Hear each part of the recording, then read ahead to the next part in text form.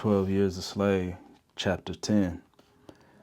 At the end of a month, my services being no longer required at Tanner's, I was sent over the bayou again to my master, whom I found engaged in building the cotton press.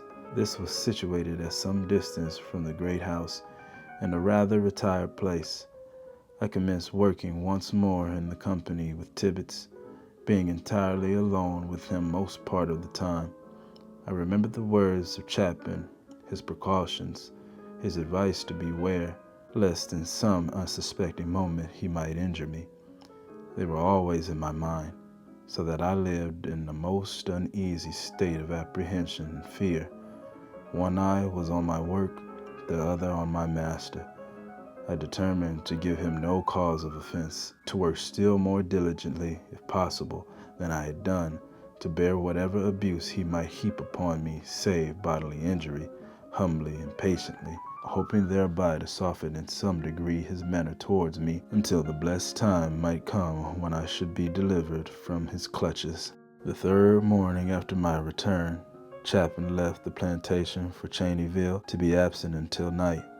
Tibeats on that morning was attacked with one of those periodical fits of spleen and ill humor to which he was frequently subject, rendering him still more disagreeable and venomous than usual.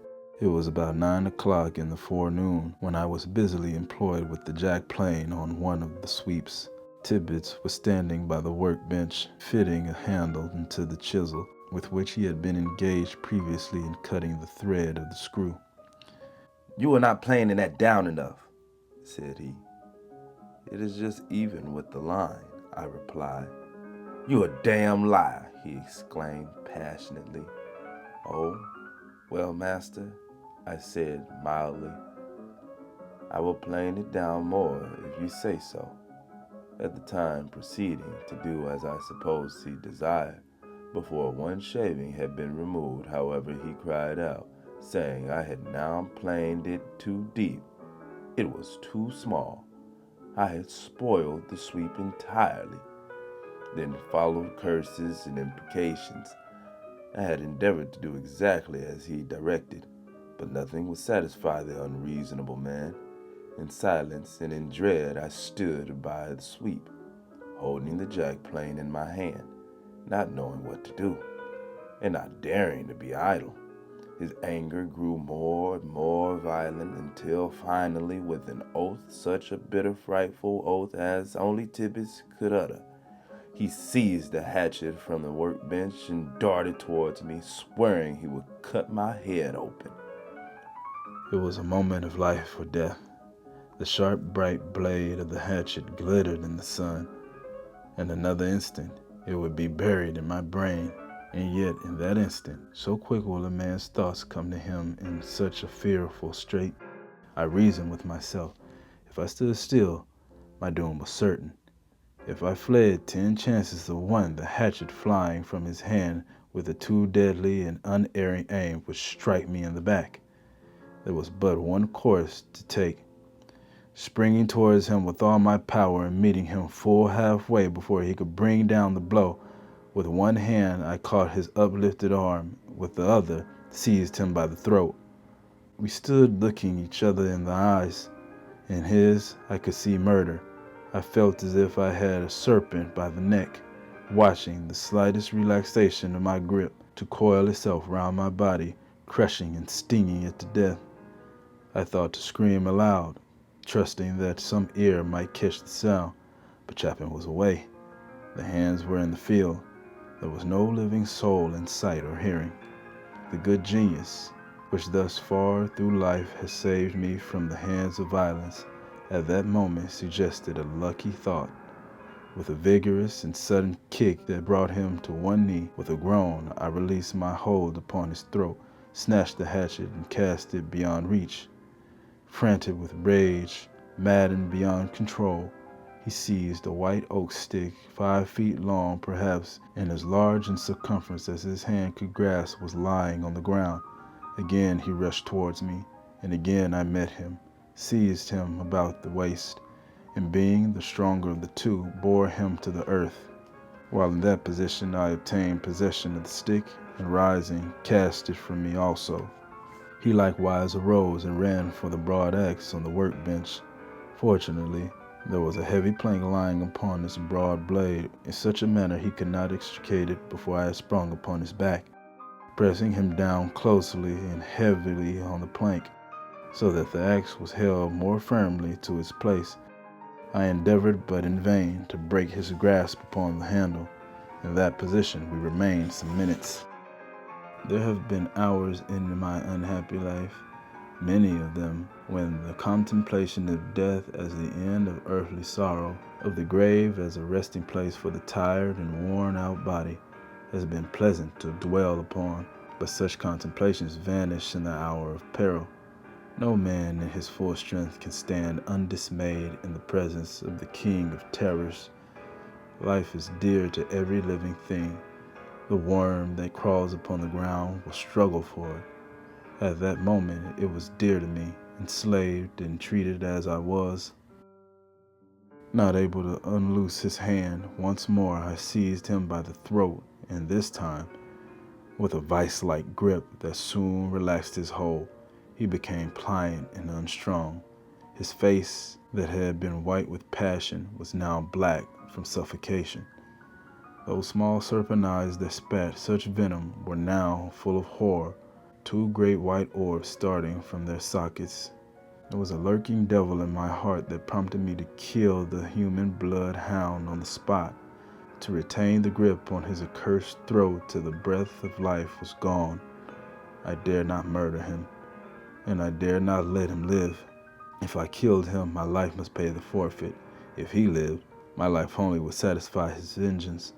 A voice within whispered me to fly, to be a wanderer among the swamps, a fugitive and a vagabond on the face of the earth was preferable to the life that I was leading. My resolution was soon formed, and swinging him from the workbench to the ground, I leaped a fence nearby and hurried across the plantation, passing the slaves at work in the cotton field. At the end of a quarter of a mile I reached the wood pasture, and it was a short time indeed that I had been running it. Climbing onto a high fence, I could see the cotton press, the great house, and the space between. It was a conspicuous position from whence the whole plantation was in view. I saw Tibeats cross the fields towards the house and enter it.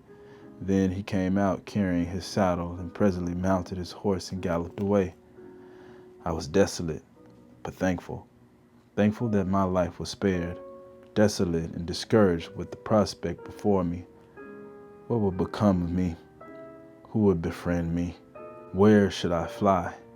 O God, thou who gavest me life and implanted in my bosom the love of life, who filled it with the emotions such as other men, thy creatures, have, do not forsake me. Have pity on the poor slave, let me not perish. If thou doest not protect me, I am lost, lost. Such supplications silently and unuttered ascended from my inmost heart to heaven. But there was no answering voice, no sweet low tone coming down from on high, whispering to my soul, "It is I, be not afraid." I was forsaken of God, it seemed, the despised and hated of men. In about 3/4 of an hour, several of the slaves shouted and made signs for me to run. Presently, looking up the bayou, I saw Tibeats and 2 others on horseback coming at a fast gait, followed by a troop of dogs. There were as many as 8 or 10. Distant as I was, I knew them. They belonged on the adjoining plantation. The dogs used on Bayou Buff for hunting slaves are a kind of bloodhound, but a far more savage breed than is found in the northern states. They will attack a Negro at their master's bidding and cling to him as the common bulldog will cling to a 4-footed animal. Frequently their loud bay is heard in the swamps, and then there is speculation as to what point the runaway will be overhauled. The same as a New York hunter stops to listen to the hounds coursing along the hillsides and suggests to his companion that the fox will be taken at such a place. I never knew a slave escaping with his life from Bayou Buff. One reason is they are not allowed to learn the art of swimming. and are incapable of crossing the most inconsiderable stream. In their flight, they can go in no direction but a little way without coming to a bayou, when the inevitable alternative is presented of being drowned or overtaken by the dogs. In youth, I had practiced in the clear streams that flow through my native district until I had become an expert swimmer and felt at home in the watery element. I stood upon the fence until the dogs had reached the cotton press. In an instant more, their long, savage yells announced that they were on my track. Leaping down from my position, I ran towards the swamp. Fear gave me the strength, and I exerted it to the utmost. Every few moments I could hear the yelpings of the dogs. They were gaining upon me. Every howl was nearer and nearer. Each moment I expected they would spring upon my back, expecting to feel their long teeth sinking into my flesh. There were so many of them. I knew they would tear me to pieces, that they would worry me at once to death. I gasped for breath, gasped forth a half-uttered, choking prayer to the Almighty to save me, to give me strength to reach some wide, deep bayou where I could throw them off the track or sink into its waters. Presently I reached a thick palmetto bottom. As I fled through them, they made a loud rustling noise, not loud enough, however, to drown the voices of the dogs. Continuing my course due south, as nearly as I can judge, I came at a length to water just over shoe. The hounds at that moment could not have been 5 rods behind me. I could hear them crashing and plunging through the palmettos, their loud, eager yells making the whole swamp clamorous with the sound. Hope revived a little as I reached the water. If it were only deeper, they might lose the scent and thus disconcerted afford me the opportunity of evading them. Luckily, it grew deeper the farther I proceeded, now over my ankles, now halfway to my knees, now sinking a moment to my waist, and then emerging presently into more shallow places. The dogs had not gained upon me since I struck the water. Evidently, they were confused. Now their savage intonations grew more and more distant, assuring me that I was leaving them. Finally, I stopped to listen, but the long howl came booming on the air again, telling me I was not yet safe. From bog to bog where I stepped, they could still keep upon the track, though impeded by the water. At length, to my great joy, I came to a wide bayou, and plunging in, had soon stemmed its sluggish current to the other side. There, certainly, the dogs would be confounded, the current carrying down the stream all traces of that slight, mysterious scent which enables the quick-smelling hound to follow in the track of the fugitive. After crossing this bayou, the water became so deep I could not run. I was now in what I afterwards learned was the great Pacoudrie Swamp.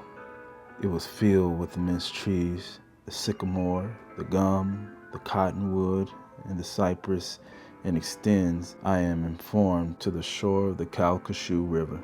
For 30 or 40 miles it was without inhabitants, save wild beasts, the bear, the wildcat, the tiger, and great slimy reptiles that are crawling through it everywhere. Long before I reached the bayou, in fact, from the time I struck the water until I emerged from the swamp on my return, these reptiles surrounded me. I saw hundreds of moccasin snakes. Every log and bog, every trunk of a fallen tree over which I was compelled to step or climb was alive with them. They crawled away at my approach, but sometimes in my haste I almost placed my hand or foot upon them. They are poisonous serpents, their bite more fatal than the rattlesnakes. Besides, I had lost one shoe, the sole having come entirely off, leaving the upper only dangling to my ankle. I saw also many alligators, great and small, lying in the water or on pieces of flood wood. The noise I made usually startled them when they moved off and plunged into the deepest places. Sometimes, however, I would come directly upon a monster before observing it. In such cases, I would start back, run a short way round, and in that manner shun them. Straight forward, they will run a short distance rapidly, but do not possess the power of turning in a crooked race. There is no difficulty in evading them. About 2 o'clock in the afternoon, I heard the last of the hounds. Probably they did not cross the bayou.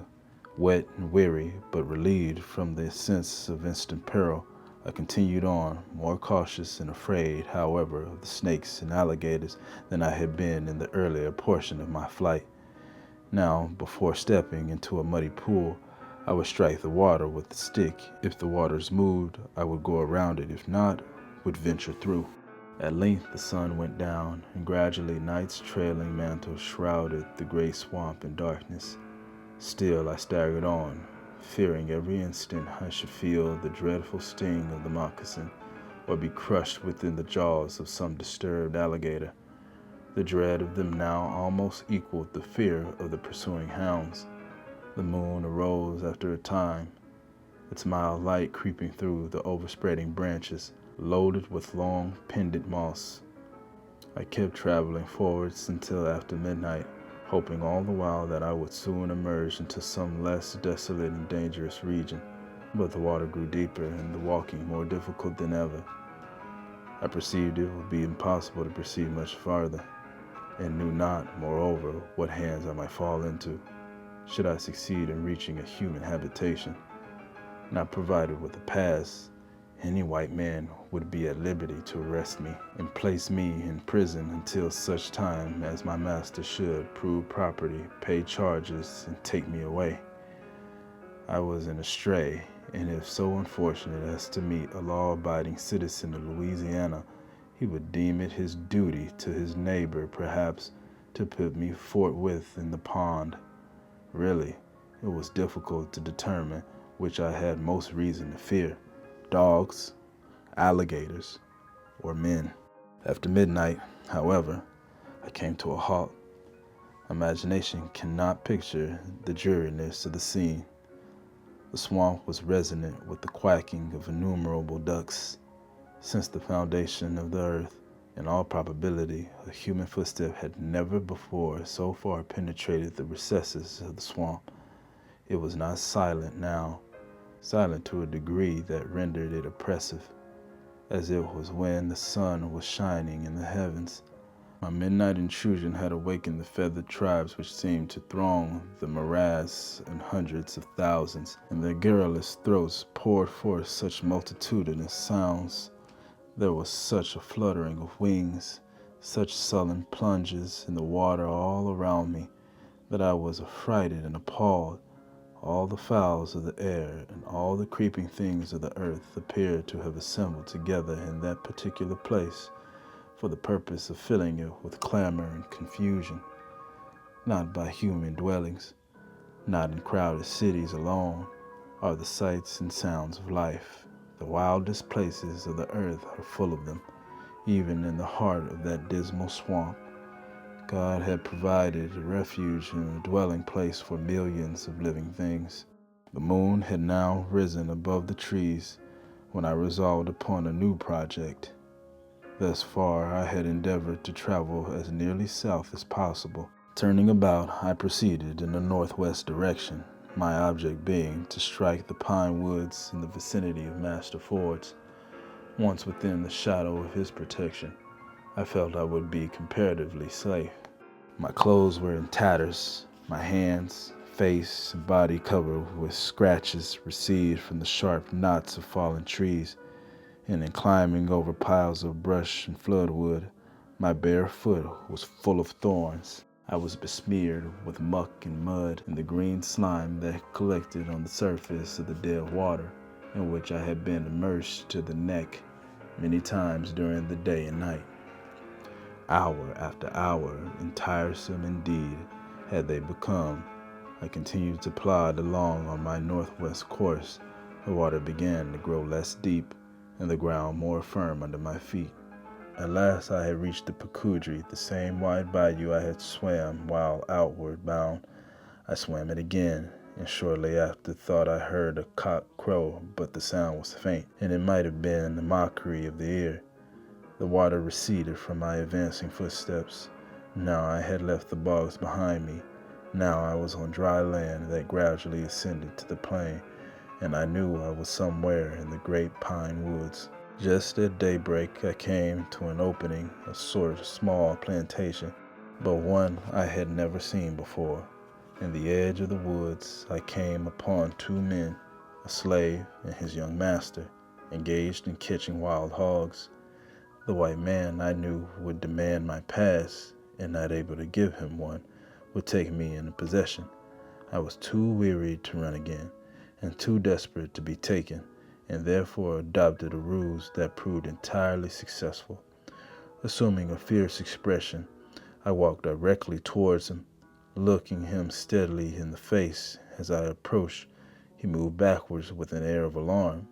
It was plain he was as much affrighted that he looked upon me as some infernal goblin just arisen from the bowels of the swamp. "Where does William Ford live?" I demanded in no gentle tone. "He lives 7 miles from here," was the reply. "Which is the way to his place?" I again demanded, trying to look more fiercely than ever. "Do you see those pine trees yonder?" he asked, pointing to two a mile distant that rose far above their fellows, like a couple of tall sentinels overlooking the broad expanse of forest. "I see them," was the answer.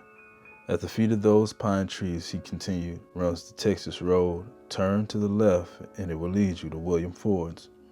Without farther parley, I hastened forward, happy as he was, no doubt, to place the widest possible distance between us. Striking the Texas road, I turned to the left and, as directed, soon passed a great fire where a pile of logs were burning. I went to it, thinking I would dry my clothes, but the gray light of the morning was fast breaking away. Some passing white man might observe me. Besides, the heat overpowered me with the desire of sleep. So lingering no longer, I continued my travels and finally, about 8 o'clock, reached the house of Master Ford. The slaves were all absent from the quarters at their work. Stepping onto the piazza, I knocked at the door, which was soon opened by Mistress Ford. My appearance was so changed, I was in such a woebegone and forlorn condition, she did not know me. Inquiring if Master Ford was at home, that good man made his appearance before the question could be answered. I told him of my flight and all the particulars connected with it. He listened attentively, and when I had concluded, spoke to me kindly and sympathetically, and taking me to the kitchen, called John and ordered him to prepare me food.